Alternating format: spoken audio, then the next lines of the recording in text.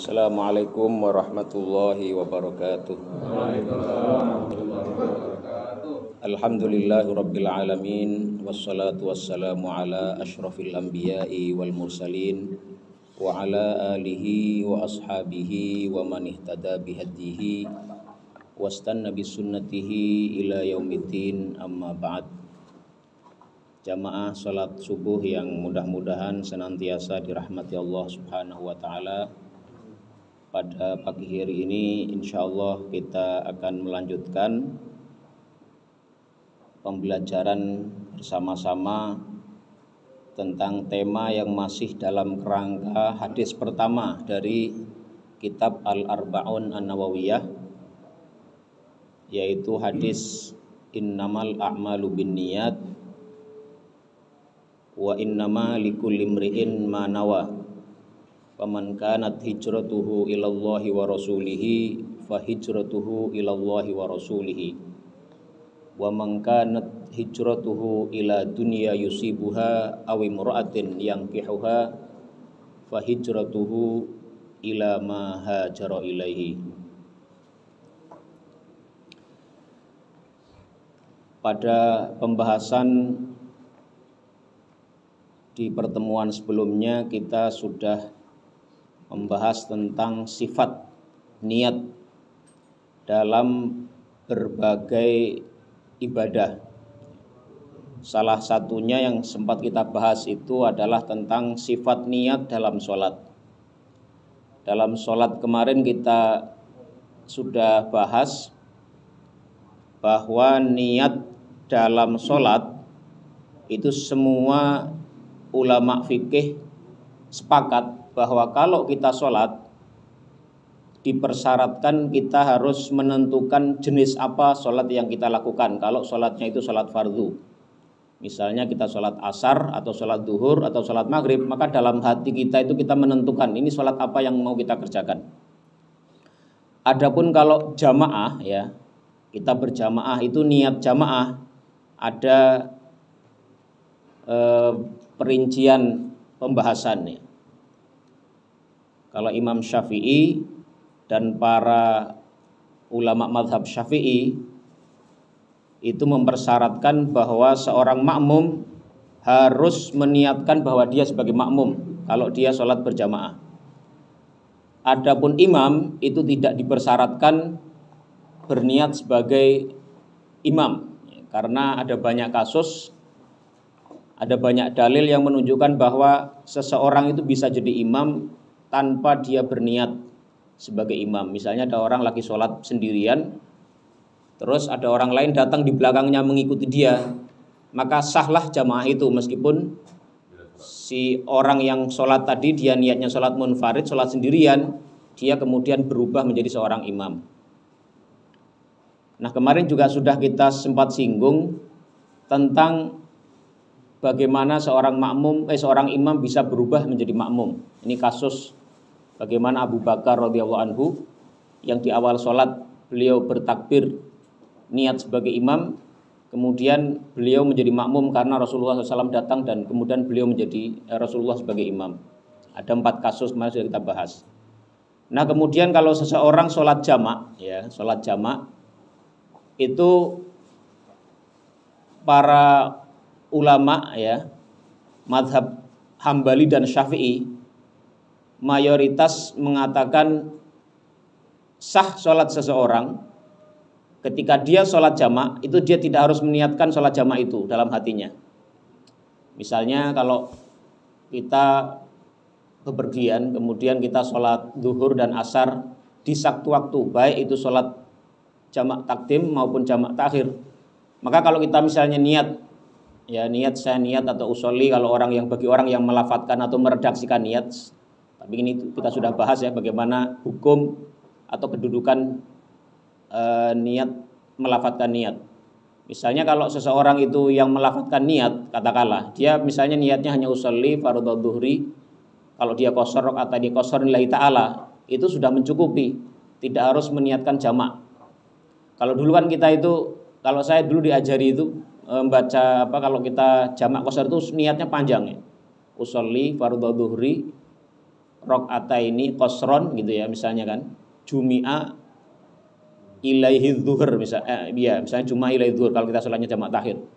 Atau kalau kita sholat asar kemudian sholat duhur dijamak ke sholat asar ya misalnya itu jumi'a ilaihi dzuhur qasron rakaataini lillahi ta'ala. Itu jadi panjang sekali, tapi ternyata para kebanyakan ulama baik dalam mazhab Syafi'i maupun Hambali itu mengatakan al-ashahu adamul istirat ya. Mereka tidak mempersyaratkan meniatkan jamak atau tidak. Jadi kalau selama orang itu sholat asar di waktu zuhur dan dia dalam keadaan di mana dia boleh menjamak, maka itu sah sholatnya, disebut sebagai sholat jamak.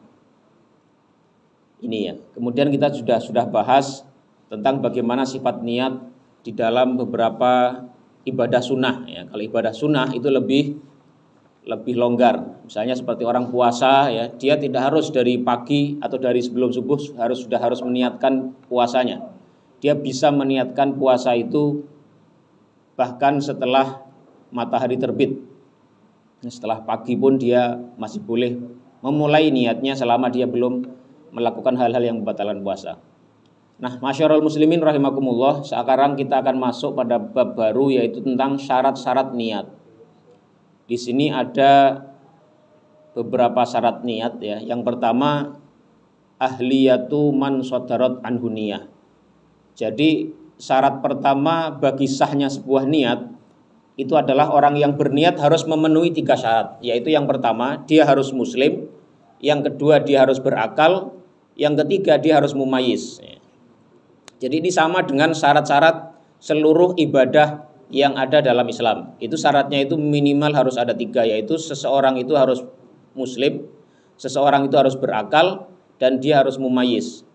Jadi muslim ini untuk mengeluarkan dari keabsahan seorang yang non muslim melakukan ibadah. Jadi orang-orang yang non muslim, orang-orang yang tidak berislam, itu amal ibadahnya, amal baik dia yang dia lakukan di dunia ini semuanya tidak diterima oleh Allah Subhanahu wa taala. Itu sesuai dengan ayat yang ada dalam surat An-Nur ayat 39 ya, walladzina kafaru a'maluhum kasarabin biqi'atin yahsabuhul dhama'anu ma'a. Dan orang-orang yang kafir itu amal mereka itu seperti fata morgana ya, kasarabim biqi'ati yahsabuhul dhama'anu ma'a. Seperti fata morgana yang ada di sebuah lembah ya, sebuah daratan, yahsabuhul dhama'anu ma'a, yang mana di situ orang yang saking hausnya melihat tanah kosong ya, gara-gara panas itu seakan-akan dia ada airnya. Tapi ternyata itu hanya sebuah fata morgana belaka, tidak ada air yang seakan-akan dia lihat. Hatta idza ja'ahu lam yajidhu syai'a. Kalaulah dia nanti datangi tempat itu, ternyata dia tidak menemukan apa-apa di situ. Ini orang-orang yang orang-orang kafir itu tidak sah amal perbuatannya. Tapi ini nanti dalam fikih pembahasan ini akan banyak menyangkut hal-hal yang sifatnya praktis. Misalnya ada seorang laki-laki yang menikah dengan seorang perempuan ahli kitab. Kan dalam fikih itu dibahas seorang muslim laki-laki itu hukumnya boleh menikah dengan seorang ahli kitab. Nah, kalau misalnya laki-laki ini melakukan hubungan suami istri dengan istrinya yang ahli kitab tadi. Ahli kitab ini kan non muslim. Lantas apakah sah tidak amal perbuatan ibadah dia? Apakah dia wajib mandi tidak kalau dia sudah setelah berhubungan suami istri antara si laki-laki yang muslim ini dengan seorang ahli kitab? Kalau yang laki-laki yang muslim kan jelas dia terkena taklif, terkena kewajiban bahwa seorang yang junub dia harus mandi wajib. Nah, bagaimana dengan si istrinya ini? Ini kalau para ulama berbeda pendapat ya. Kalau dalam mazhab Abu Hanifah itu mereka mengatakan si istri ini ya, si istri karena dia non muslim, dia bukan seorang Islam, dia orang kafir ya. Kafir tapi kafirnya ahli kitab. Maka dia tidak harus mandi. Tapi yang menarik itu kalau dalam mazhab Hambali dan Syafi'i, dia mewajibkan si istri ini si istri ini harus tetap mandi ya. atau misalnya dia habis haid ya, atau habis nifas, mereka mengharuskan si istri yang non muslim ini untuk mandi. Alasannya kenapa ya? Alasannya karena wa tashihu ihtisaliha innama huwa li daruratil waqi. Jadi dia itu diwajibkan, diharuskan untuk mandi demi suaminya boleh menggauli dia gitu. Jadi ini menarik ya pembahasan fikih ini. Padahal menurut kaidah itu seorang yang bukan muslim itu tidak sah amal ibadahnya. Jadi mandi pun dia tidak ada mandi menghilangkan hadas besar gitu ya. Tapi ini dia diwajibkan mandi demi agar suaminya boleh menggauli dia. Ini memang tidak ada dalil yang tegas ya, sehingga ya perbedaan ini kita terima sebagai sebuah ijtihad para ulama ya. Tadi kalau mazhab Hanafi mereka mengatakan tidak wajib bagi si perempuan ini untuk mandi, tapi dalam mazhab Hambali dan Syafi'i mereka mewajibkan. Jadi kalau suaminya menggauli dia selama dia belum mandi itu dia dosanya jatuh kepada suaminya karena dia menggauli seorang yang tidak dalam keadaan suci. Ini pendapat fikih ini, jadi menarik. Nah kemudian yang berikutnya ya, ini kalau tadi pembahasan tentang seorang yang non muslim itu amal perbuatannya tidak diterima. Ini kemudian ada pertanyaan, bagaimana seorang kafir ya, dia berbuat amal baik kemudian dia masuk Islam, apakah amal baik yang dia lakukan sebelum masuk Islam itu mendapat balasan dari Allah atau tidak? Nah ini para ulama sepakat kalau kasusnya demikian maka amal baik seseorang ya, seorang kafir yang kemudian dia masuk Islam, maka amal baiknya itu akan, karena rahmat dan karunia Allah, maka amal baiknya itu akan menjadi bagian dari amal perbuatan yang akan diberikan pahalanya oleh Allah Subhanahu wa taala. Ini dasarnya adalah dasar rahmat dan karunia. Argumentasinya itu argumentasi karena min bab tafadzulillah ala ibadihim, karena temanya itu adalah tema karunia dan rahmat Allah Subhanahu wa taala kepada hamba-hambanya. Aslinya secara kaidah amal perbuatan dia, amal baik dia selama dia belum masuk Islam itu aslinya sesuai kaidah adalah tidak diganjar, tidak diberikan pahala. Tetapi karena dia masuk Islam setelahnya, maka ada karunia dan rahmat Allah Subhanahu wa taala, yang mana dengan rahmat itu seseorang yang tadinya kafir kemudian masuk Islam, maka amal perbuatan baik dia selama dia kafir itu akan diberikan pahalanya oleh Allah Subhanahu wa taala. Ini karena hadis dari seorang sahabat ya, namanya Hakim bin Hizam. Ini orang kaya dulu, orang kaya pada zaman jahiliyah. Beliau ketika masuk Islam bertanya kepada Rasulullah Shallallahu Alaihi Wasallam. Ini ada dalam Sahih Muslim. Beliau mengatakan, ya Rasulullah, aro'aita umuran kuntu atahannathu biha fil jahiliyati min sadaqatin au itaqatin au silaturahimin afiha ajrun. Ya Rasulullah, bagaimanakah pendapatmu ya tentang perkara-perkara baik yang aku perbuat pada zaman jahiliyah, baik itu sedekah atau saya memerdekakan budak atau saya bersilaturahim, apakah ada pahala di dalamnya? Faqala Rasulullah sallallahu alaihi wasallam, maka Rasulullah SAW menjawab, aslamta ala ma aslafta min khairin, ya. Engkau masuk Islam di atas kebaikan yang engkau lakukan sebelum engkau masuk Islam. Artinya bahwa kebaikan itu akan terus dibawa ketika dia masuk Islam. Jadi ini bedanya antara orang yang berbuat baik kemudian dia mati, dia tetap kafir, maka amalnya disia-sia. Tapi kalau dia masuk Islam, maka amal baik yang dia lakukan itu tetap akan dianggap sebagai sebuah kebaikan. Bahkan yang lebih menarik lagi adalah bahwa kalau orang-orang kafir kemudian masuk Islam, maka seluruh amal perbuatan buruk dia itu akan diampuni oleh Allah Subhanahu wa taala, ya. Terus bagaimana dalam surat Al-Furqan itu, illa man taba wa amana wa amila amalan sholiha faulaika yubaddilullahu sayiatihim hasanat, ya. Orang-orang yang kafir kemudian bertaubat dan beriman dan beramal soleh, ya, faulaika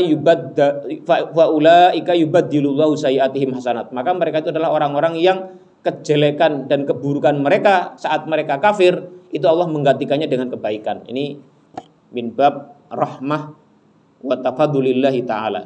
ya, ala ibadi. Ini ya, jadi orang-orang yang kafir kemudian masuk Islam, amal perbuatan buruk mereka selama masih kafir ya, kemudian dia masuk Islam dan tobat dan dia beramal soleh, itu akan digantikan oleh Allah dengan ganjaran yang lebih baik. Ini menyebab rahmat Allah Subhanahu wa taala ya. Jadi enak ya kalau orang hidup ya 40 tahun gitu, 39 tahun dia kafir, tahun terakhir dia masuk Islam, itu dia dapat pahala menggantikan semua yang dia sudah lalui, itu akan diganjar dengan kebaikan oleh Allah Subhanahu wa taala. Tapi tentu kita yang berislam dari awal itu tentu rahmatnya lebih besar lagi ya. Jadi tidak perlu kita tidak perlu khawatir dan iri ya. Insya Allah kalau kita dari awal itu akan lebih baik lagi. Ini bab rahmat. Jadi kalau semakin kita baik itu rahmat Allah semakin banyak ya. Sama seperti kita bahas dalam bab niat kemarin, orang yang biasa sholat jamaah, dia tidak bisa sholat karena sakit atau safar, itu dia akan tetap dicatat pada hari itu berjamaah ya. Orang sudah niat haji ya, gagal karena pandemi, maka dia akan sudah mendapat pahala haji itu. Jadi enak ya, dalam Islam itu enak. Yang penting niatnya benar-benar ya. Kalau kita niatnya hanya sekedar main-main, ya Allah Maha tahu apa yang kita niatkan. Nah ini yang pertama ya. Yang kedua tentang bagaimana hukumnya orang yang beribadah sementara dia tidak berakal. Kalau ini jelas ya, semua sepakat orang gila ya, itu tidak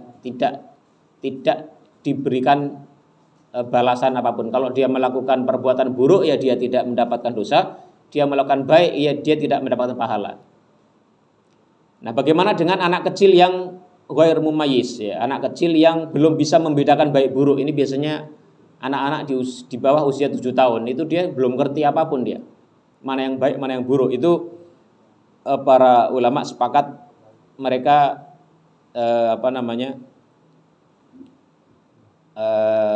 amal perbuatannya itu tidak berpengaruh apa-apa buat dia. Tapi kalau dia sudah mumayyiz meskipun belum baligh, maka itu bisa mendapatkan pahala. Jadi kalau misalnya seorang anak usia 11 tahun, dia sudah bisa membedakan baik buruk, sudah mengerti ya, sudah bisa menalar satu hal. Kemudian dia berhaji misalnya, maka hajinya itu tidak menggugurkan kewajiban haji dia, tapi haji dia itu tetap akan diganjar dengan pahala kebaikan.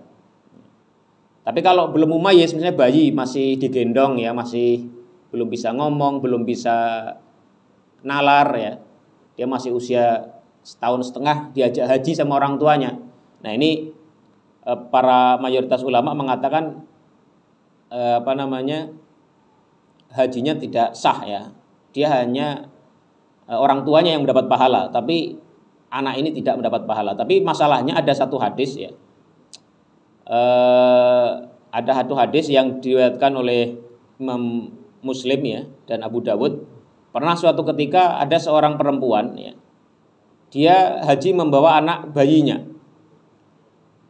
Maka dia bertanya kepada Rasulullah SAW, faqalat ali hadza hajjun, ya Rasulullah, apakah bagi si anak bayi ini juga mendapatkan pahala haji?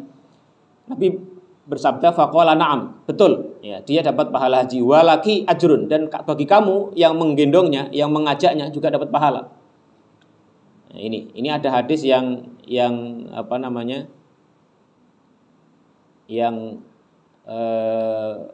menjadi problematik ya terhadap kaidah tadi bahwa anak kecil itu tidak mendapatkan, anak kecil yang belum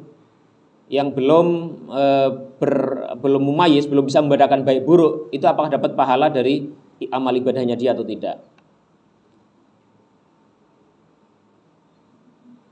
Tapi para ulama mengatakan ya, ajma imatul fatwa ala sukutil fardhi anisobi hatta yablugha ya.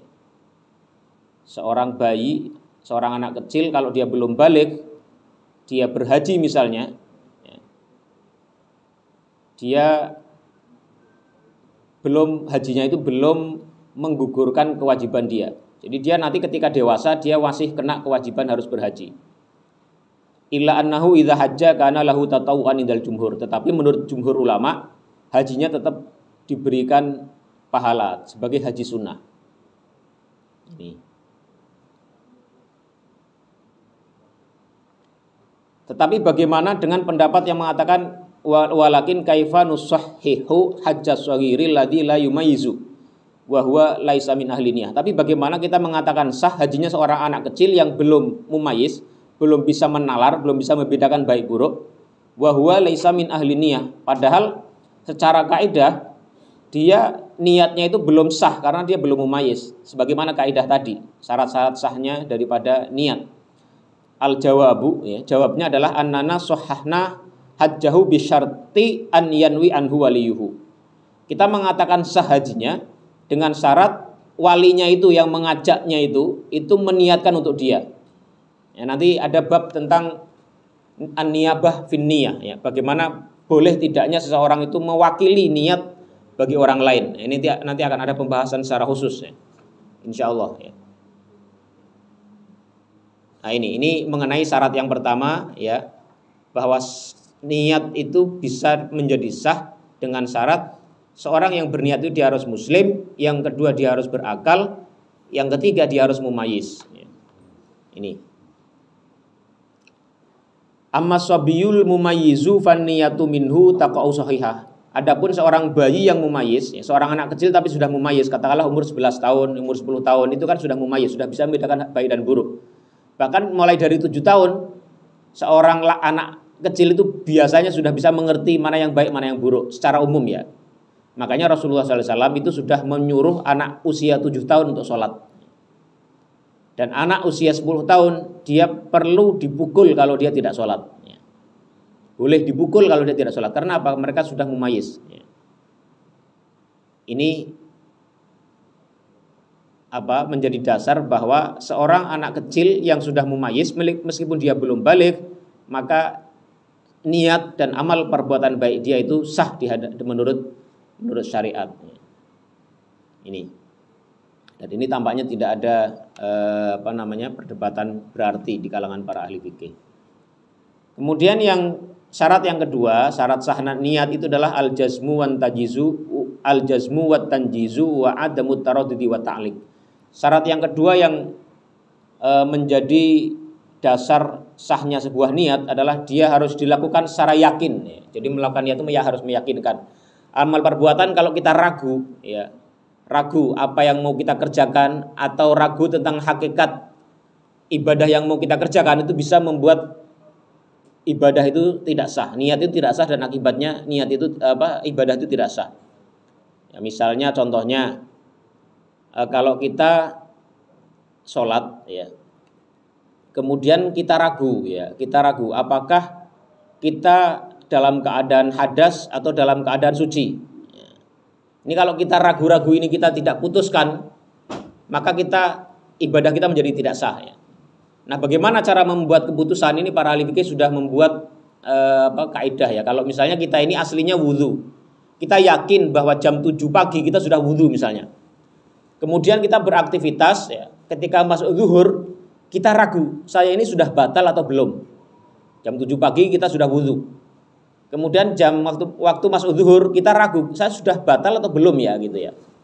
Nah, ini kalau dalam kaidah fikih, karena dia secara yakin, ya, sudah wudu pada jam 7, kemudian datang keraguan dari dia sudah batal atau belum, maka yang dipakai adalah sesuatu yang diyakini di awal, yaitu dia sudah wudu. Jadi dia tidak dihukumi sebagai seorang yang berhadas. Ini sekali kalau dia ragu, ya, tidak yakin betul dia sudah kentut atau enggak, sudah kencing atau tidak, ya.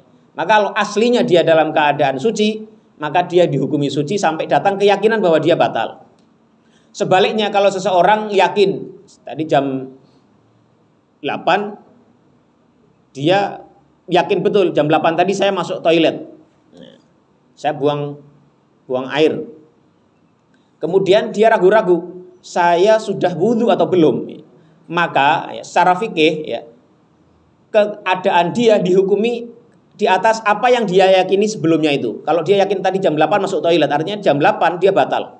Kemudian ketika masuk zuhur dia ragu, dia sudah wudu atau belum. Maka hukumnya adalah dia saat itu dalam keadaan batal. Mengapa? Karena secara yang meyakinkan pada jam 8 pagi dia masuk toilet, artinya dia jam 8 pagi dia batal. Dia dalam keadaan berhadas. Kemudian ketika dia ragu apakah sudah wudu atau belum, maka hukumnya dia sudah batal. Ini bisa dibedakan, Pak, ya. Jadi kalau kita wudu, misalnya maghrib kita wudu, ya, selepas maghrib kita beraktivitas ya, mungkin baca Quran, kemudian makan atau apa, kemudian masuk isya, ya, kita ragu saya sudah batal atau belum, maka hukumnya dia masih suci. Ya. Tetapi kalau dia habis maghrib masuk toilet, kemudian dia masuk isya ragu, saya sudah berwudu atau belum, maka hukum yang dihukumi adalah dia keadaan batal dan dia harus berwudu. Nah, tetapi kalau ada orang yang masih ragu-ragu terus ya, dia tidak bisa menghukumi, kemudian dia wudu, ya. Ini yang menarik ini, para ahli fikih ya, para ulama fikih itu berpendapat baik dari Malikiyah, Syafi'iyah maupun Hanabilah ya. Mereka mengatakan kalau ada orang wudu, ya. Sementara wudunya itu karena dia hanya dalam hatinya karena dia berhati-hati. Saya nggak jelas ini sudah suci atau belum. Kemudian dia wudu. Kalau ternyata dia sebelumnya sudah berhadas, ini kalau menurut pendapat ulama fikih, maka wudunya itu tidak sah. Mengapa? Karena wudu'uhu batilun menurut mereka ya. Li'annal qasda laisa bijazimin. Karena saat dia wudu, niat wudunya itu bukan secara meyakinkan bahwa dia berniat wudu untuk membersihkan diri dari hadas ya. Maka dari itu caranya bagaimana? Jadi kalau dia ragu-ragu ya, misalnya ini ragu-ragu, maka sudah yakini saja saya telah batal gitu ya, yakini. Maka ketika dia wudu, dia secara meyakinkan dalam hati dia berniat bahwa dia niatnya adalah untuk mensucikan diri dari hadas. Kalau niatnya dia hanya ingin ihtiyat, ingin hati-hati ya. Kalau pada faktanya ternyata dia telah batal, maka wudunya itu tidak sah. Ini pendapat kebanyakan para ulama dari mazhab Maliki, Syafi'i maupun Hambali ya. Tetapi ya ada juga pendapat yang lain ya yang mengatakan wudunya itu sah. Mengapa ya? Li'annaha thaharatun ma'murun biha sadafat al-hadatsa farafa'athu. Jadi dia tetap sah karena apa? Karena dia bagaimanapun telah berwudu dan wudunya itu ya apapun niat dia itu sudah bisa mengangkat hadas yang dia miliki. Ini pendapat yang kedua ini ya, meskipun tidak masyhur, meskipun tidak populer di antara mazhab yang tiga tadi, tapi menurut saya ini juga kuat juga sebenarnya. Ini cukup masuk akal juga ya. Ini. Tapi kalau kita mau hati-hati ya, kita mau khuruj minal khilaf ya. Jadi artinya kalau kita ragu-ragu sudah berhadas atau belum, dan kita ingin hati-hati, sudah ya kita yakini aja bahwa kita sudah berhadas. Oh tadi saya pasti sudah berhadas. Maka dari itu sekarang saya akan wudu, niat secara meyakinkan bahwa saya ini adalah niat untuk menghilangkan hadas. Ini beberapa hal yang terkait dengan syarat kedua, yaitu adanya keyakinan dan tidak ada keraguan-raguan dalam niat. Kemudian bagaimana dengan orang yang ikhtalatot thiyabun tahirah binajisah. Kalau dia punya pakaiannya itu bercampur antara yang suci dengan najis. Misalnya kita bepergian ya, bawa satu koper pakaian. Ternyata ketika satu keadaan kita itu di antara baju yang di koper itu kecipratan air kencing misalnya. Kemudian kita lupa, kita campur di koper itu. Kita tidak tahu koper yang mana yang yang kena najis, pakaian yang mana. Misalnya kita bawa pakaian 5 gitu ya, bawa pakaian 5, kita masukin koper. Ternyata entah bagaimana keadaannya, ada satu keadaan yang membuat 2 di antara pakaian yang di koper itu kecipratan air kencing misalnya. Kemudian kita campur di situ, kita lupa ya, di antara 5 pakaian itu 2 yang mana yang najis.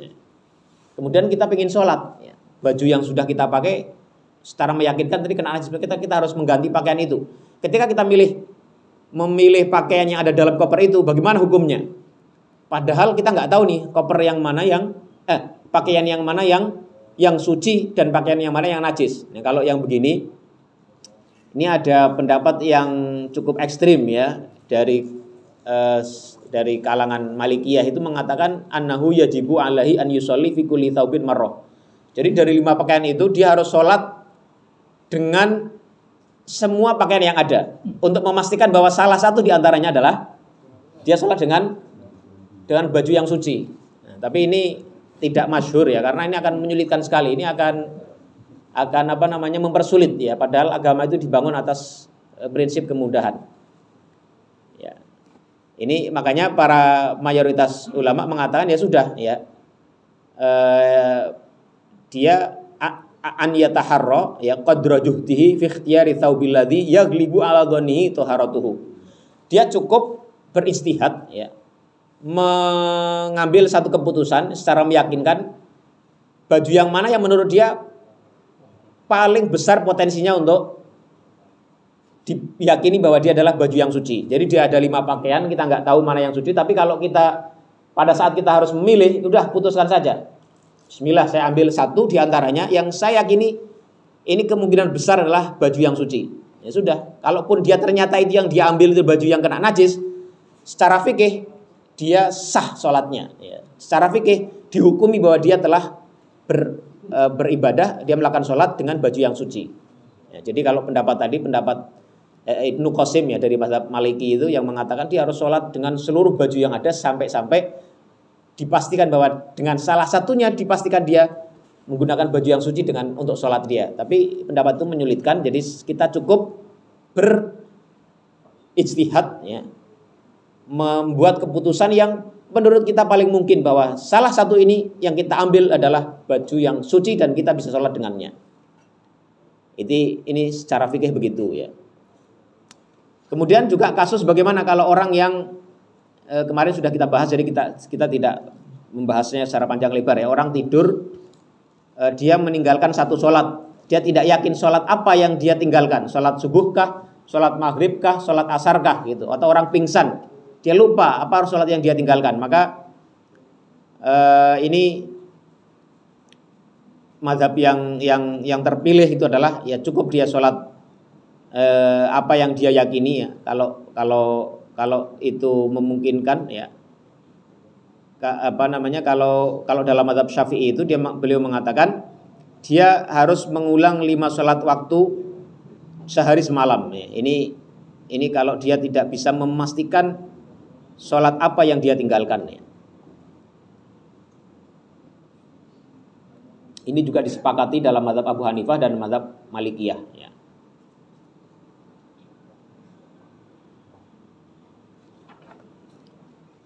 Kemudian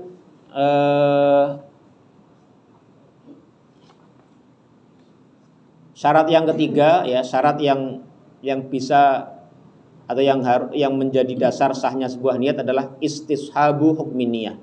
Bahwa seorang yang berniat dia itu harus menjaga niatnya sampai sholatnya selesai ya. Namun karena menjaga niat yang seperti ini itu sulit ya. Misalnya orang sholat itu pada hukum dasarnya orang yang sholat itu dia harus menjaga dalam hatian niat sholat itu dari awal sampai selesai. Namun mengingat hal itu mustahil dilakukannya. Orang yang sholat itu hampir tidak mungkin dia bisa mempertahankan dalam hatinya itu selama dia ibadah itu harus ada niatan dalam hatinya bahwa dia sholat dari awal sampai selesai ya. Misalnya sholat selama 3 menit, itu hampir mustahil seseorang itu bisa mempertahankan dalam hatinya secara kontinu, tidak hilang dari hatinya itu adanya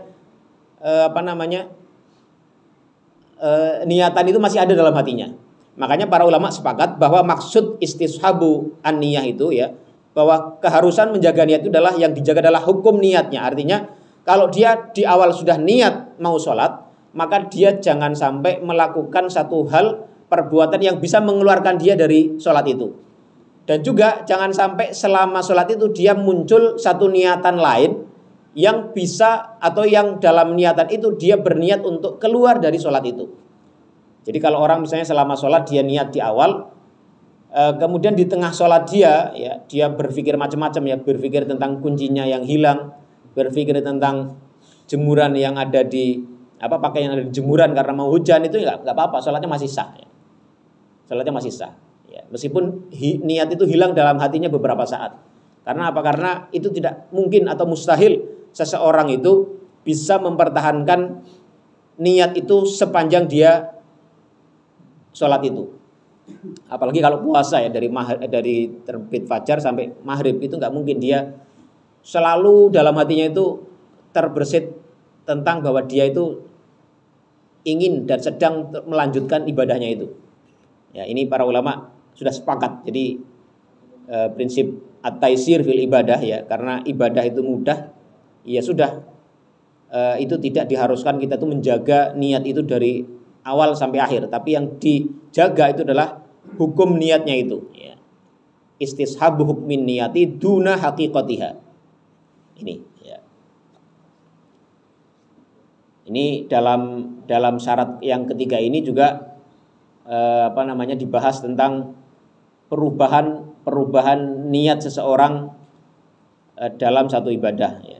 Misalnya sholat dari fardu kepada sunnah itu berubah di tengah-tengah sholat, itu bagaimana? Ini ada pembahasannya. Atau orang yang makmum menjadi imam, atau imam menjadi makmum, ini sudah kita bahas ya pada sesi diskusi dan tanya jawab kemarin ya. Bagaimana seorang makmum yang sholat kemudian dia berubah menjadi imam, ini sudah kita bahas. Dan juga seorang imam yang di awal dia niat jadi imam, di tengah jalan dia berubah menjadi makmum. Ini ada ada presidennya ya, ada contohnya yang pernah dilakukan oleh Abu Bakar radhiyallahu anhu ketika beliau memulai sholatnya sebagai imam, kemudian berubah di tengah jalan ya. Setelah takbir beliau berubah menjadi makmum tanpa membatalkan sholatnya. Ini ada presidennya di zaman Nabi Muhammad SAW. Kemudian apalagi ini?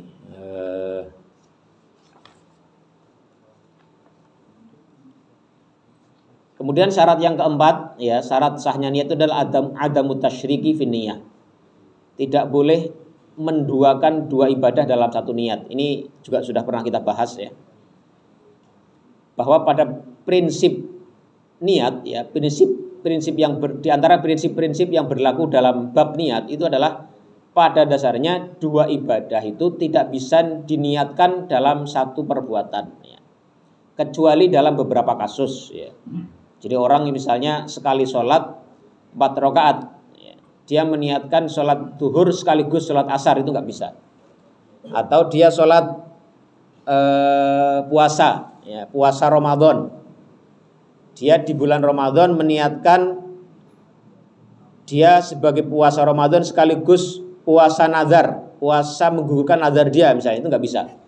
Atau dia mengqadha Ramadan meniatkannya sekaligus sebagai penggugur nazar dia, itu nggak bisa. Misalnya dia pernah bernazar, saya kalau anak saya lulus kuliah, saya bernazar akan puasa 3 hari misalnya. Nah ternyata kemudian pada bulan Ramadan pada tahun itu dia mokel, dia tidak berpuasa 3 hari karena satu dan lain sebab, karena satu uzur misalnya. Maka ketika bulan Syawal masuk, dia puasa 3 hari dengan niat, saya niat puasa ini sebagai ganti, sebagai qadha dari Ramadan yang saya tinggalkan sekaligus sebagai pengganti nazar, itu nggak bisa. Ya, karena pada prinsipnya satu ibadah itu tidak bisa, satu perbuatan itu tidak bisa diniatkan untuk dua ibadah ya, dengan satu niat. Ya, wal qaidah al-amah allati yakadul fuqaha'u yujmi'una 'alaiha anna hadhihi niyyata ghalatun ya. Kaidah umum yang hampir-hampir disepakati oleh para fuqaha adalah bahwa niat itu ya tidak bisa, satu niat ya, satu perbuatan untuk satu niat untuk satu perbuatan tidak bisa diniatkan untuk dua ibadah.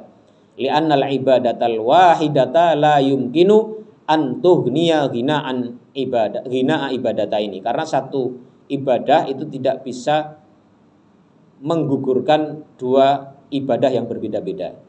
Kecuali dalam kasus-kasus tertentu ya, misalnya seorang masuk masjid kan ada anjuran ada anjuran sholat tahiyatul masjid ya. Sebenarnya istilah sholat tahiyatul masjid itu tidak dikenal di zaman Nabi. Nabi itu hanya mengatakan barang siapa yang masuk masjid hendaklah dia memulai hal pertama yang dilakukan di masjid itu adalah dengan sholat 2 rakaat ya, dengan sholat. Artinya seorang yang masuk masjid kemudian dia langsung sholat fardu mengikuti imam misalnya, atau karena dia buru-buru, misalnya sudah nggak ada jamaah, dia masuk kemudian dia langsung sholat fardu, maka sesuai hadis ini dia telah memenuhi ya anjuran Nabi bahwa barang siapa yang masuk ke masjid, dia dianjurkan untuk memulai hal yang pertama di masjid itu dengan sholat. Nah, ini bisa masuk ke dalam bab tasyrik fil ibadah, tasyrik fil niyah. Ya. Ini prinsip tentang adamu tasyriki fil niyah. Pada dasarnya satu ibadah itu sekali lagi tidak bisa diniatkan untuk dua ibadah yang berbeda. Iya, monggo Pak. Ini masih hangat ya. Kalau yang satu niat tidak boleh ini kan bukan untuk niat lain. Ya. Nah, misalnya ada dua niat kita puasa Senin dengan puasa Senin lainnya gitu kan. Berarti ini kan dua kegiatan yang berbeda gitu. Ini berarti nggak boleh gitu. Enggak. Itu yang pertama ya. Nah, kemudian yang kedua, tadi menggarisbawahi bahwa apabila suami istri salah satunya itu adalah misalkan non muslim, kemudian di antara dua itu kan pada saat misalnya junub mereka tidak perlu mandi wajib. Praktis kalau sepanjang hidupnya mereka tuh masing-masing katakan mempertahankan keyakinannya gitu ya, artinya di antara salah satu itu mereka berarti melakukan kegiatan dosa gitu. Misalnya katakan suaminya dia tetap dia bertahan sebagai orang muslim gitu ya. Kemudian istrinya dia juga bertahan sebagai orang non muslim, misalnya katakan orang Kristen macam-macam. Itu kan kalau di sana tidak ada wajib untuk junub. Berarti si suami sini adalah mereka juga melakukan kegiatan dosa pada saat mereka melakukan atau mencampuri istrinya gitu kan. Sepanjang mereka hidup gitu. Ini artinya apa? Mereka sama-sama saling mempertahankan artinya keyakinannya. Itu gimana Kak? Ya, yang pertama terkait dengan menggabungkan dua puasa sunnah dalam satu hari gitu ya, dengan satu niat satu hari. Nah, puasa sunnah itu tergantung dengan zatnya. Jadi gini, kalau misalnya puasa Senin jatuh pada tanggal 9 Dzulhijjah, itu kira-kira maksudnya ya. Apakah dia puasa pada hari itu bisa diniatkan dua puasa sekaligus? Puasa sunnah Senin dengan puasa Arafah misalnya gitu kan? Atau misalnya Syawal ya, puasa Syawal bisa nggak sekalian diniatkan dengan puasa Senin Kemis kan gitu ya? Nah, kalau begini itu kita lihat asal muasal dari disunahkannya puasa itu. Jadi kalau puasa Senin dan Kemis itu jelas.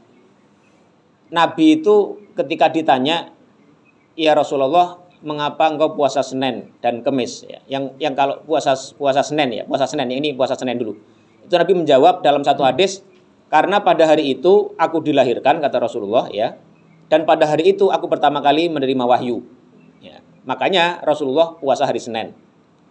Argumentasi yang kedua, pernah Rasulullah SAW ditanyakan mengenai puasa Senin dan Kemis. Kata Rasulullah, pada hari Senin dan Kamis itu adalah hari di mana amal perbuatan manusia diangkat kepada Allah Subhanahu wa taala. Jadi amal perbuatan itu diangkat kepada Allah itu ada harian, ada mingguan, ada tahunan ya. Ada laporan harian yaitu pada waktu asar dan waktu subuh, ada laporan pekanan yaitu pada hari Kamis dan hari Senin, dan ada tahunan yaitu pada bulan Sya'ban. Dan Rasulullah mengatakan, dan aku suka ya kalau amal perbuatanku dilaporkan kepada Allah pada saat aku puasa. Nah, artinya adalah sebab musabab disunahkannya hari Senin dan hari Kamis untuk puasa itu karena pada hari itu Allah Subhanahu wa taala meminta para malaikatnya untuk melaporkan amal perbuatan manusia kepada Allah ya. Maka kalau demikian Allah suka ya, kalau hambanya itu saat dilaporkan amal perbuatannya dia dalam keadaan puasa. Maka dia puasa apapun pada hari itu sudah memenuhi hadis ini. Jadi dia diangkat diangkat amalnya dia dalam keadaan puasa. Apapun puasa yang dilakukan, mau puasa ya pada hari Senin mau puasa dia qadha, mau puasa bertepatan dengan puasa Arafah, bertepatan dengan hari Asyura, atau bertepatan dengan puasa sunnah Syawal, dia sudah mendapatkan keutamaan itu, keutamaan bahwa saat amal perbuatan diangkat kepada Allah, dilaporkan kepada Allah, dia dalam keadaan puasa. Ini, jadi dia sudah mendapatkan keutamaan itu. Diniatkan atau tidak, dia meniatkan itu sebagai puasa Senin atau tidak. Ini. Kemudian kalau misalnya, jadi gini ya, jadi puasa sunnah itu, puasa sunnah itu selain puasa-puasa yang di waktu-waktu tertentu seperti puasa Asyura, puasa hari Arafah, puasa 6 hari di bulan Syawal, itu kan ada puasa Daud, ya, ada puasa Ayyamul Bid, ada puasa Senin Kemis. Orang-orang itu menurut saya sering salah keliru. Jadi kalau bulan ini kita puasa Senin Kemis. Jadi kalau orang sudah puasa Daud, dia sebenarnya sudah tidak perlu lagi memperhatikan Senin Kemis. Ya. Tidak pula memperhatikan puasa Ayyamul Bid. Karena apa? Karena puasa dia didasarkan kepada puasa Daudnya itu sehari puasa, sehari tidak. Jadi kalau dia sudah puasa sehari tidak, kalau di hari ini puasa, besoknya itu jatuh hari Kamis atau hari Senin, dia saatnya tidak perlu puasa lagi karena hari sudah puasa. Kemudian orang yang puasa Senin Kemis, yang rutin, maka dia sebenarnya sudah tidak harus lagi terikat dengan puasa Ayyamul Bid. Mengapa? Karena seorang yang sudah puasa hari Senin dan Kemis, itu derajatnya dia sudah mengambil derajat yang lebih tinggi dari puasa Ayyamul Bid. Jadi kalau kita polanya itu mengambil pola puasa Daud, kita sudah tidak perlu lagi memperhatikan Senin Kemis, ya, dan sudah tidak perlu lagi memperhatikan puasa Ayyamul Bid. Karena apa? Karena standarnya sudah standar lebih tinggi. Ya. Ya, mau besok tanggal 13, 14 itu udah nggak perhatikan lagi. Pokoknya kita polanya pola Ayyamul Bid. Kemudian kita juga puasa Senin Kemis, ya. Sehari puasa, sehari tidak. Senin dan Kemis. Berarti sebulan itu kita puasa paling nggak ada 8 hari. Maka sebenarnya kita sudah tidak perlu lagi memperhatikan pola Ayyamul Bid. Ayyamul Bid itu adalah sebenarnya anjurannya adalah untuk orang-orang yang tidak puasa Daud dan juga tidak puasa Senin Kemis, yaitu dia selama 3 hari saja cukup puasa sunnah dalam sebulan. Tapi orang yang sudah biasa Senin Kemis ini tidak perlu lagi puasa Ayyamul Bid. Meskipun dia mau puasa juga apa-apa. Karena apa? Karena pada dasarnya orang itu boleh puasa kapan saja.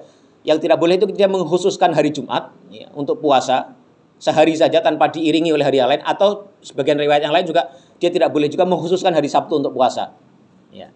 Tapi kalau dia mau puasa kapan saja, boleh-boleh saja. Tapi pada dasar aslinya adalah dia sudah tidak harus terikat dengan puasa Ayyamul Bid selama dia sudah melakukan puasa Senin Kemis atau puasa Daud secara rutin pada hari-hari dia yang biasa dia lalui. Jadi sekali lagi kembali kepada pertanyaan tadi, kalau kita puasa sunnah, kemudian kita lihat sebabnya. Kita puasa di hari Arafah, ya, yang bertepatan dengan hari Senin atau hari Kamis. Ya sudah, kita niatkan hari yang paling khusus pada hari itu, yaitu yang datang setahun sekali, hari Arafah itu. Mengenai hari Senin dan Kamisnya, dia mendapatkan keutamaan bahwa pada hari di mana dia diangkat amal baiknya kepada Allah, amal perbuatan dilaporkan kepada Allah Subhanahu wa taala, dia dalam keadaan puasa. Jadi dia mendapatkan keutamaan dua-duanya. Ya, ini contoh. Tapi kalau dia niatnya qadha misalnya, ya, dia niatnya qadha sambil niat hari Senin, ya, maka pahalanya jatuh untuk qadhanya dia. Dia tidak kalau dia misalnya hari Arafah, ya. Hari Arafah itu tidak bisa digabung, ya. Ya udah kali hari Arafah saja, atau hari qadhanya qadha sendiri, atau sama. Kita puasa sunnah Syawal digabung dengan qadha. Itu tidak bisa, ya. Makanya para ulama itu berbeda pendapat. Apakah orang yang punya hutang di bulan Ramadan, dia sebaiknya mengqadha dulu baru puasa Syawal, atau nggak apa-apa puasa Syawal dulu, tidak harus mengqadha dulu. Ini perdebatannya ada dalam fikih, ya. Sebagian ulama berpendapat dia harus qadha dulu. Kenapa? Karena yang qadha itu adalah yang wajib. Dan dia puasa Ramadannya itu dianggap belum sempurna sebelum mengqadha. Tapi ulama yang lain berpendapat tidak. Dia mengatakan boleh dia puasa sunnah Syawal dulu. Mengapa? Karena mengqadha Ramadan itu waktunya panjang, muasa, ya. Maka dia boleh memilih kapan saja sepanjang tahun itu sebelum datang Ramadan berikutnya. Jadi dia boleh berpuasa sunnah Syawal dulu. Seandainya orang itu boleh menggabung, tentu mereka akan berpendapat sudah gabung saja niatnya, niat qadha dengan niat Syawal, tapi ternyata tidak ada satupun dalam bab itu yang menganjurkan sudah digabung saja niatnya, niat qadha dengan niat Syawal. Ya, karena memang pada dasarnya satu perbuatan ibadah tidak bisa diniatkan untuk dua ibadah yang berbeda. Ya, kecuali dalam beberapa kasus tadi, kalau sebab musababnya itu sudah memenuhi unsurnya, maka dia boleh. Tadi contohnya misalnya orang tahiyatul masjid, ya, sholat 2 rakaat, sholat subuh, dia sudah memenuhi hadis Nabi tadi. Karena pada dasarnya Nabi itu mengatakan, barang siapa masuk masjid maka hendaklah dia menjadikan sholat itu awwalu ahdihi fil masjid, sebagai hal perbuatan yang pertama yang dilakukan dalam masjid itu. Sama juga dengan ini puasa tadi, ya. Dia puasa Arafah, jatuh pada hari Senin, dia niatkan puasa Arafah saja, dia sudah mendapatkan keutamaan hari Senin. Mengapa? Karena hari Senin itu disyariatkan, disunahkan puasa. Sebabnya adalah Allah suka kalau seorang hambanya itu dilaporkan dan dia dalam keadaan puasa. Dan dia dalam keadaan puasa juga, yaitu puasa Arafah. Ini pertanyaan pertama. Yang kedua, mengenai suami istri yang berbeda agama. Ya. Sekali lagi, para ulama sepakat, ya. Ada pendapat yang menyelisihi, ya, tapi itu tidak terlalu kuat, ya, bahwa seorang laki-laki itu boleh menikahi perempuan ahli kitab, tapi tidak boleh sebaliknya. Seorang perempuan muslimah menikah dengan orang non-muslim, apapun dia statusnya, mau ahli kitab, mau tidak, itu nggak boleh. Ya. Misalnya seorang seorang perempuan muslimah menikah dengan orang Kristen, ya. Jelas, ya, para ulama hampir semua sepakat tidak boleh. Nah, kalau ada yang menikah begitu, ya perempuan ini kalau dia menikah karena ketidaktahuan, dia harus diberitahu. Kalau setelah diberitahu dia mau mengakui kesalahannya, dia harus harus bercerai dengan suaminya yang non muslim. Kalau tidak, sudah dikasih tahu, dikasih argumen, dia masih ngotot, ya dia tidak sah pernikahannya. Dia dihukumi sebagai melakukan hubungan yang tidak sah dalam pernikahannya itu. Tetapi kalau seorang laki-laki, ya, itu menurut mayoritas ulama itu sah menikah dengan orang non muslim yang ahli kitab. Nah, ahli kitab ini bagaimana? Asal dari ahli kitab adalah orang-orang yang dulu mereka mengikuti ajaran yang didasarkan kepada wahyu yang Allah berikan kepada Nabi sebelum Nabi Muhammad SAW. Misalnya orang Yahudi, orang Nasrani, itu kan asli ajaran agamanya adalah mereka didasarkan kepada wahyu, kan. Misalnya orang Yahudi itu mengikuti Nabi Musa alaihissalam. Orang Kristen, orang Nasrani mengikuti ajarannya Nabi Isa. Nah, maka mereka disebut ahli kitab. Nah, pertanyaannya, apakah setelah datangnya Nabi Muhammad mereka masih disebut ahli kitab atau tidak? Ya, kalau menurut yang saya kaji, yang lebih kuat adalah mereka tetap disebut ahli kitab. Mengapa? Karena ketika Nabi datang, ya, di Madinah, ya, itu mereka masih disebut dengan ahli kitab. Ya. Padahal mereka itu jelas sudah menyeleweng. Orang-orang Yahudi itu ya sudah menyeleweng. Ya. Orang-orang Kristen pada zaman Nabi itu juga sudah menganggap Yesus sebagai Tuhan, mayoritas begitu. Tetapi mereka masih disebut sebagai ahli kitab. Ini untuk membedakan dengan orang-orang musyrik pagan, orang-orang musyrik yang non ahli kitab.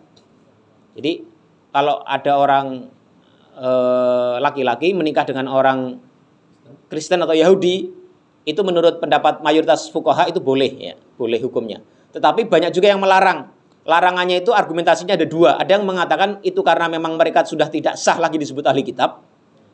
Ada yang mengatakan bahwa itu demi untuk kemaslahatan bersama, baik kemaslahatan bagi si orang ini, kemaslahatan juga bagi anak-anaknya, dan kemaslahatan publik. Ya. Masih banyak kaum perempuan muslimah yang tidak menikah. Kenapa dia harus memilih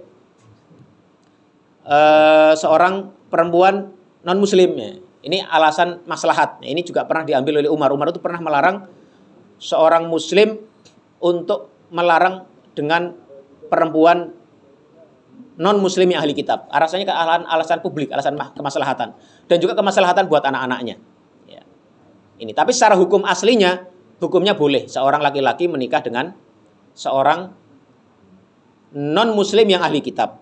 Nah, bagaimana tadi pertanyaannya, kalau misalnya si istrinya ini habis haid, dia belum mandi, ya. Kan orang habis haid kalau dia seorang muslimah, dia boleh digauli setelah dia mandi. Nah, tadi ada dua pendapat fikih, ya. Yang satu mengatakan kalau Imam Syafi'i dan lain-lain mengatakan harus mandi dulu. Ya, meskipun sebenarnya niat mandi dia itu nggak sah, dia tidak diwajibkan untuk mandi, tapi mandinya itu adalah demi sahnya suaminya menggauli dia.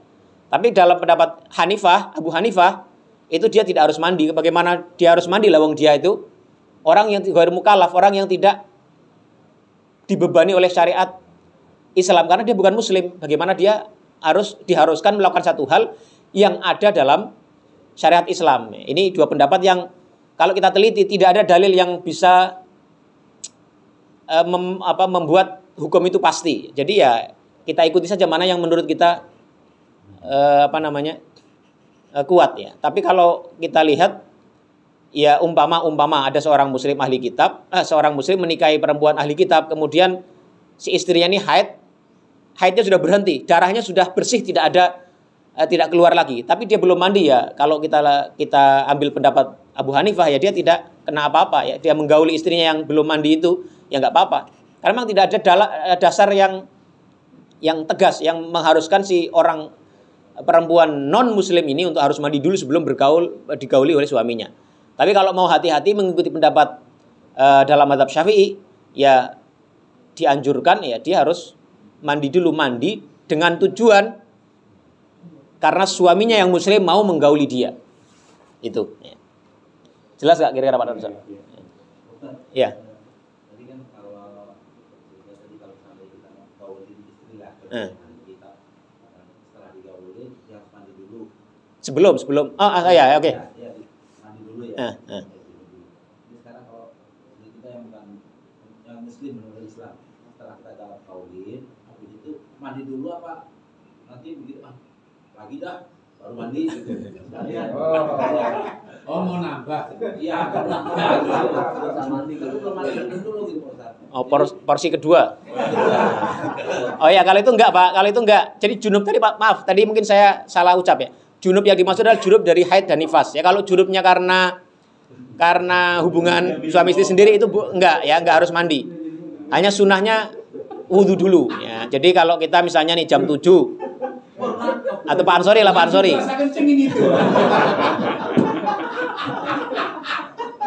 Ya.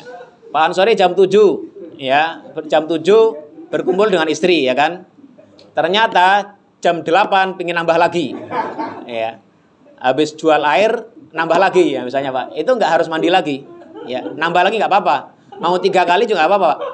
Cuma disunahkan untuk wudu dulu ya. Kata Nabi itu karena itu ansyat, dia lebih bisa menambah semangat untuk si kedua belah pihak ya. Itu boleh. Tapi yang jualan air tadi Pak. Jualan air tapi belum mandi. Airnya boleh diminum enggak? Itu enggak ngaruh ya. Jadi boleh Pak Ansori ya. Jadi menambah porsi sebelum mandi itu boleh ya. Jadi yang dimaksud itu junub dari haid atau nifas. Jadi sekali lagi kalau seorang junub karena haid ya, kalau muslimah ya dia harus mandi dulu sebelum digauli. Meskipun ada sih sebenarnya kalau kita kaji fikih itu ada pendapat fikih yang mengatakan dia hatta, karena ayatnya itu hatta yadhurna ya, sampai dia suci. Suci itu maksudnya suci berhenti dari haid atau suci dia dari hadas setelah mandi. Jadi ada pendapat fikih yang mengatakan dia boleh digauli setelah suci meskipun dia belum mandi. Tapi itu pendapat minoritas ya. Jadi kalau kita baca fikih itu ada pendapat yang mengatakan orang haid ya, seseorang perempuan haid, muslimah nih haid, kemudian dia suci ya, sudah sama sekali darah sudah tidak keluar, tapi dia belum mandi ya, biar mungkin kalau ada orang biar mandinya sekalian saja daripada misalnya mandi ya suaminya menggauli mandi lagi kan repot. Ada pendapat fikih yang mengatakan tidak perlu mandi nggak apa-apa, tapi itu pendapatnya minoritas ya, pendapat minoritas. Jumhur ulama mengatakan dia harus mandi dulu, mensucikan dulu dari junubnya, hadas besar karena haid atau nifas itu, baru dia boleh digauli. Kemudian dia mandi lagi ya, kalau dia mau sholat ya. Tapi kalau nambah porsi tidak perlu mandi lagi. Ya. Kalau di Jawa Tengah itu hampir banyak ya yang menikah, termasuk teman saya sendiri itu istrinya itu Kristen gitu. Jadi anaknya juga akhirnya kan nggak bisa kesehariannya kan lebih banyak dengan ibu. itu apa madaratnya nggak lebih banyak dibandingkan dari sisi itu. Nah ini tadi kan bicara hukum ya, bicara hukum boleh ya. Terus posisi atau porsinya sebagai imam gimana itu? Sebagai imam maksudnya? Ya kan suami kan seorang imam dalam keluarga terhadap anaknya. Mungkin anak sih hak suami ya, tapi pendidikannya kan setiap harinya sama istrinya. Iya. Gimana itu Pak? Ya, salah satu hikmah mengapa seorang laki-laki muslim dibolehkan nikah dengan perempuan non-muslim yang ahli kitab itu adalah karena laki-laki itu pada dasarnya dialah yang memegang kendali ya. Makanya dia secara secara umum ya, secara kaidah umum anak-anaknya itu atas dasar kendali atau kewenangan otoritas yang dimiliki seorang suami, dia lebih bisa mengikuti bapaknya dibanding ibunya. Dan salah satu alasan mengapa seorang perempuan muslimah tidak boleh menikah dengan non-muslim apapun jenisnya ya, mau ahli kitab ataupun bukan ahli kitab, itu karena dia dan anak-anak dia secara prinsip dasarnya mereka di bawah kendali suami yang non-muslim, maka agama dia dan agama anak dia itu dikhawatirkan bisa terancam. Ya, ini. Maka dari itu tadi ya, ini hukum dasarnya adalah boleh, tetapi banyak ulama yang tidak membolehkan dengan dua argumentasi tadi ya. Yang pertama, argumentasi yang menganggap bahwa ahli kitab sekarang itu sudah tidak bisa disamakan dengan ahli kitab dulu ya.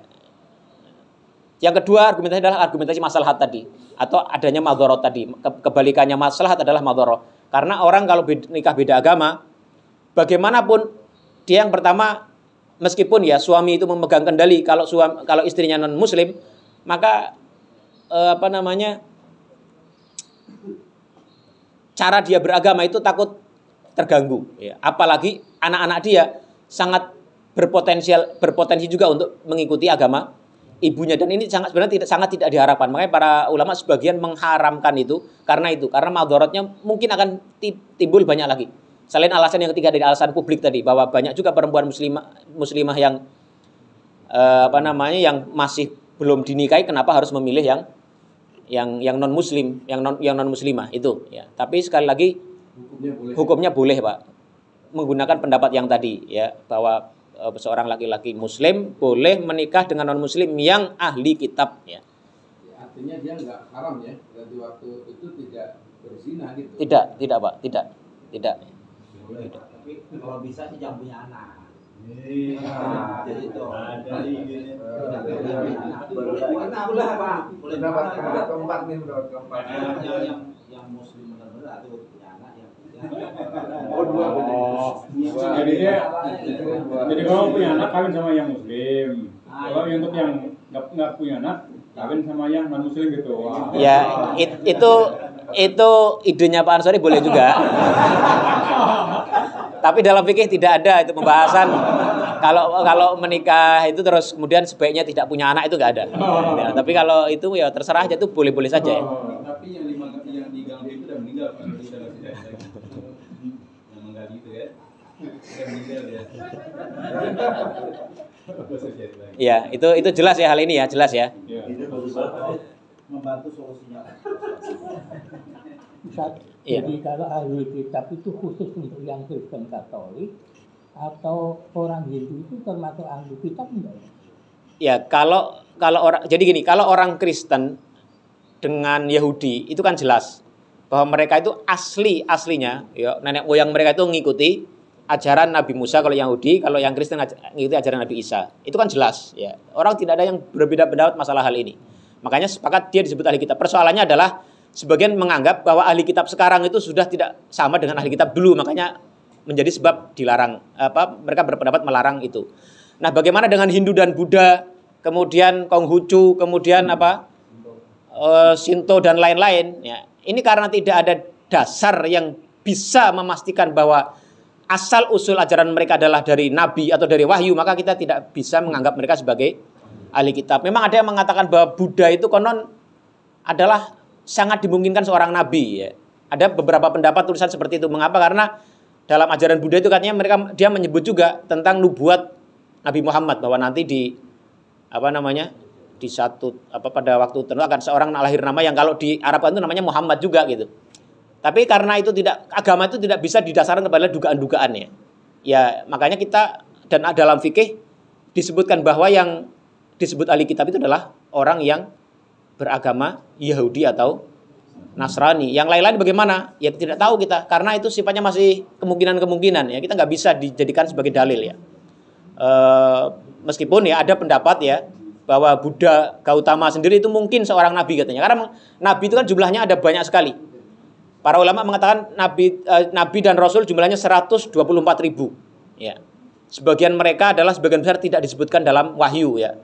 Minhum man qasasna alaika. Dan sebagian yang kami kisahkan kepada kalian kata Allah itu, dan banyak juga yang tidak Allah kisahkan. Jadi total nabi itu ada 124.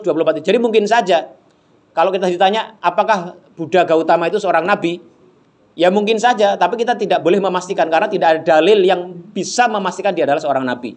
Karena itulah maka orang yang mengikuti ajaran Buddha, kita tidak bisa mengatakan dia sebagai ahli kitab. Demikian pula dengan Hindu, demikian pula dengan kaum Konghucu. Karena memang mungkin saja ajaran awal-awal mereka itu adalah tauhid sebenarnya. Tapi karena pergeseran seperti Yahudi dan Nasrani ya, seperti Nasrani karena pergeseran waktu, tauhid yang dulu diajarkan oleh Nabi Isa diselewengkan menjadi Trinitas misalnya. Itu Pak. Jadi bukan ahli kitab. Bukan Pak. Tegas bukan. Kalau kita menikahi orang Muslim, menikahi yang Hindu, perempuan Hindu atau perempuan Buddha nggak boleh. Haram itu tegas Pak, haram nggak boleh ya. Itu tadi kalau bagaimana kalau orang sudah terlanjur begitu kan, banyak artis begitu kan. Itu ya dikasih tahu, dikasih diberitahu, dan diminta tobat dan harus diceraikan. Kalau nggak mau ya sudah, berarti dia ya diserahkan sama Allah dia statusnya secara fikih hubungan dia dengan suaminya yang non muslim atau seorang laki-laki yang menikah dengan perempuan Hindu, maka dia hukumnya adalah sebagai seorang yang berzina. Kalau dia sudah dikasih tahu masih tidak mau menceraikan istrinya, tidak mau bercerai dengan istrinya, dia statusnya adalah seperti orang yang melakukan hubungan ya suami istri tidak dalam ikatan yang disahkan oleh syariat. Ya. Ada yang lain Pak? Ini kita mau lanjut terus kita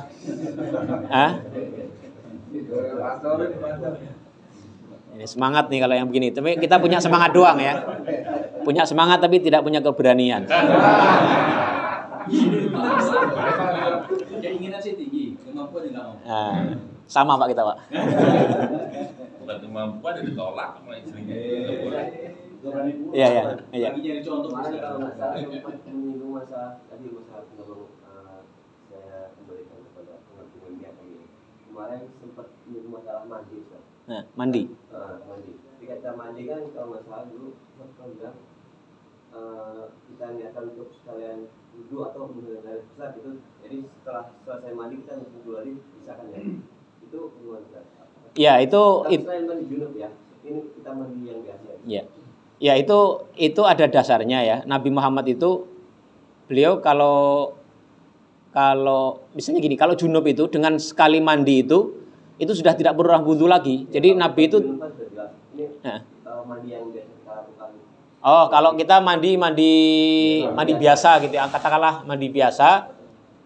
Kalau selama kita mandinya itu kita niatkan, itu yang pertama. Kita ingin menghilangkan hadas.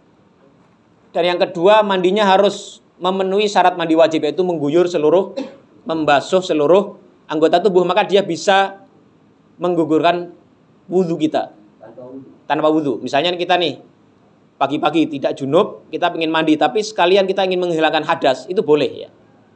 Dan mandi kita itu sudah menggugurkan wudhu kita. Ya, karena apa? Karena dengan mandi itu kita sudah melakukan satu perbuatan yang mencakup apa yang dicakup oleh wudhu.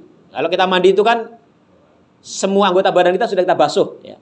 Mulai dari tangan, wajah, kaki ya, juga kepala, itu semua sudah tercover dalam aktivitas mandi kita. Maka selama kita mandi itu kita niatkan untuk menghilangkan hadas ya, dan juga dilakukan sesuai dengan tata cara mandi wajib, maka dia sudah bisa menggugurkan atau bisa mensucikan kita dari hadas kecil yang kita miliki sebelum kita mandi. Tapi paham, Ya. wudhu itu kan syaratnya tertib. Ya. Lah kalau mandi kan tidak tertib. Ya. Nah, itu Pak sudah bisa. Iya, wudhu. karena dikiaskan dengan mandi wajib tadi, Pak. Jadi karena ada dasarnya bahwa mandi itu sudah menggugurkan wudhu. Maka dari itu mandi apapun yang dilakukan selama diniatkan, dia bisa menggugurkan. Jadi Nabi itu kalau mandi junub, beliau wudhu dulu. Tapi wudhunya ini ya disepakati oleh Pak Arif, dia bukan wudhu untuk menghilangkan hadas. Itu adalah sebuah tata cara sunnah yang Rasulullah SAW ajarkan. Bahwa kalau kita mau mandi wajib, sunnahnya itu melakukan gerakan wudhu dulu. Tidak, di situ tidak dijelaskan Nabi niatnya seperti apa. Tapi para ulama sama sepakat bahwa itu bukan wudhu untuk menghilangkan hadas. Nah setelah mandi, Rasulullah tidak wudhu lagi, Pak. Langsung melakukan ibadah yang diinginkan. Ya, misalnya mau sholat, ya sholat lagi. Sholat saja gitu, tidak wudhu lagi. Nah artinya, ya mandinya Nabi itu sudah bisa menggugurkan hadas kecil juga. Nah itu kalau mandi junub itu sepakat ya. Nah bagaimana pertanyaan tadi, kalau pertanyaan Pak Joko, bagaimana kalau mandinya mandi biasa? Nah jawabannya adalah kalau mandinya selama itu diniatkan ya, selama diniatkan. Yang kedua, tata caranya adalah tata cara mandi junub, maka dia bisa menggugurkan kewajiban wudhu dia menghilangkan hadas. Ini. Berarti harus ada wudhunya, Kenapa? Berarti harus ada wudhunya. Oh, kalau kita ya, tapi wudhunya itu wudhu bukan untuk menghilangkan hadas. Jadi begini, umpama nih, kalau kita mengikuti sunnah Nabi kan, kita wudhu nih sebelum mandi junub. Kemudian setelah wudhu itu atau di tengah mandi itu kita kencing lagi. Ya, itu kan kalau kita menggunakan logika bahwa wudhu itu untuk menghilangkan hadas kecilnya, artinya kita harus wudhu lagi. Tapi tidak gitu loh. Tidak diketahui di situ Nabi itu apakah di tengah mandinya itu beliau buang air kecil lagi atau tidak. Yang jelas dalilnya adalah setelah mandi itu Nabi tidak wudhu lagi. Itu artinya adalah bahwa mandi ya selama diniatkan sebagai menghilangkan hadas dan dia sudah mencakup hadas kecil gitu loh. Jadi seorang yang mandi selama diniatkan menghilangkan hadas ya, maka dia sudah mencakup hadas kecil. Nah, bagaimana masalah tartib? Ya tartib itu kan kalau dia wudhu. Kalau dia melakukan menghilangkan hadas kecil itu dan dia menghilangkan hadasnya dengan wudhu, maka dia terkena hukum tata cara wudhu, yaitu tartib ya. Tapi kalau dia menggunakan tata cara mandi, gugurlah kewajiban tartib itu. Mandi itu ya hukumnya adalah dia hanya diharuskan untuk mengguyur seluruh anggota tubuh ya. Begitu.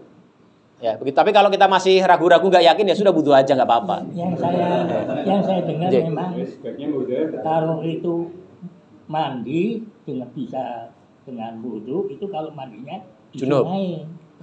Tapi kalau mandinya guyur itu karena tidak tertibnya wudhu kan, rukunnya wudhu itu kan dengan tertib. Nah kalau sungai tertib juga nggak? Sungai itu selalu tidak tertib karena lagi diplung itu udah dengan basuh wajah, udah tangan gitu. Tapi kan sudah plung gitu kan. Di dalamnya itu nggak tertib. Malah justru kalau mandi di sungai nggak tertib karena kakinya dulu yang dibasuh kan. Iya kan? Ya kalaupun koprol ya jatuh kepala dulu itu ya nggak tertib juga, kepala dulu bukan tangan dulu ya. Kecuali kalau koprol ya. Ya niatnya itu sudah di dalam Pak, bukan niatnya dari luar. Sudah di dalam kan nggak tertib ini. Kalau di dalam, lah kalau niatnya di luar memang kaki dulu. Ya tapi kalau masalah tertib itu jelas argumentasi mandi nggak masuk kayaknya ya, karena mandi kan nggak tertib itu.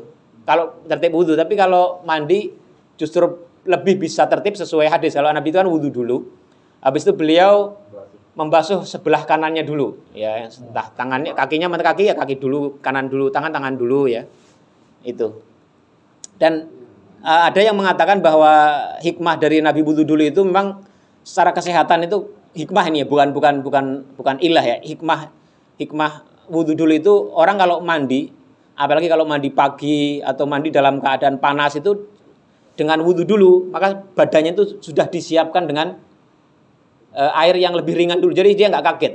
Kan ada katanya orang kalau kalau apa namanya tiba-tiba panas terus kepalanya kena air atau apa itu bisa berbahaya buat kesehatan. Nah ini salah satu hikmah ya, sekali lagi hikmah, tapi ini bukan sebab hukum, tapi hikmah bahwa orang kalau wudu dulu itu kan dia akan secara pelan-pelan badannya itu melakukan apa namanya penyesuaian dulu sebelum dia diguyur dengan mandi. Apalagi kalau orang di musim dingin misalnya di tempat-tempat negara tertentu yang musim dingin, dia kalau langsung ke badannya panas kena dingin itu bisa berbahaya. Tapi dengan wudu dia bisa secara pelan-pelan badannya kena apa namanya dinginnya air dulu ya, sehingga badannya bisa menyesuaikan. Tapi intinya kembali kepada pertanyaan, seseorang yang mandi ya, mau mandi sholat, mandinya itu wajib ataunya mandi sunnah kalau itu hari Jumat, atau mandinya mandi mubah pada dasarnya dalam tanda kutip ya, kalau selama dia niatkan itu bisa menggugurkan hadas kecil dia. Mengapa? Karena seluruh, pertama ada dalil tadi dikiaskan dengan mandi junub yang bisa menggugurkan wudhu. Yang kedua argumentasinya adalah karena seluruh perbuatan wudhu itu sudah tercakup dalam mandi. Wallahu a'lam bishawab. Cukup ya? Mungkin ini saja yang bisa kita bahas. Kalau masalah fikih itu selalu begitu ya, selalu apa namanya, apalagi terkait dengan junub ya. Ini Pak Ansori semangat kalau masalah. Iya. Tapi kan Iya. mandi junub itu kan disunahkan wudu dulu. Iya. Sampai sunnah Pak. Umpama nih ada orang mandi junub, tidak wudu dulu pun itu kan sah. Nah, iya. Dan itu juga bisa itu juga tetap menggugurkan hadas kecil gitu ya. Tapi yang perlu diingat sekali lagi, kalau orang yang mau seperti itu, maka di tengah-tengah mandi dia tidak boleh buang air kecil. Ya, jadi misalnya nih, orang sudah mengguyur badan ya. Kemudian dia pipis di situ. Dia masih mengguyur bagian bawah badan gitu. Maka dia tetap harus wudu lagi. Mengapa? Karena di tengah mandi itu dia pipis ya. Jadi pipisnya itu hadas yang datang baru lagi ketika dia belum menyelesaikan mandinya. Tapi kalau dia setelah pipis itu masih juga menyiram seluruh anggota tubuh, maka dia bisa suci dari hadas kecilnya. Tapi sekali lagi kalau dia dia di tengah mandi itu pipis ya, itu artinya dia punya hadas lagi yang dia harus wudu setelah mandi. Ya, ini. Ya maksudnya itu ketika dia pipis, setelah pipis itu dia tidak sempat untuk mengguyur lagi seluruh tubuhnya. Jadi kalau setelah pipis dia masih sempat mengguyur, membersihkan dengan air seluruh tubuhnya, maka dia masih bisa gugur hadas kecilnya. Tapi kalau tidak, ya dia harus wudu lagi. Gitu ya. Ya boleh lah disebut akhir mandi, gak apa-apa lah pokoknya. Pokoknya itu intinya itu ya. Ya, mungkin itu kita akhiri sekian saja. Mudah-mudahan ada manfaatnya untuk kita semuanya. Yang benar datangnya dari Allah Subhanahu wa taala, yang salah itu karena kebodohan saya sendiri. Aqulu qouli hadza wa astaghfirullah li wa lakum. Subhanakallahumma bihamdika asyhadu an la ilaha illa anta astaghfiruka wa atubu ilaik. Wassalamualaikum warahmatullahi wabarakatuh.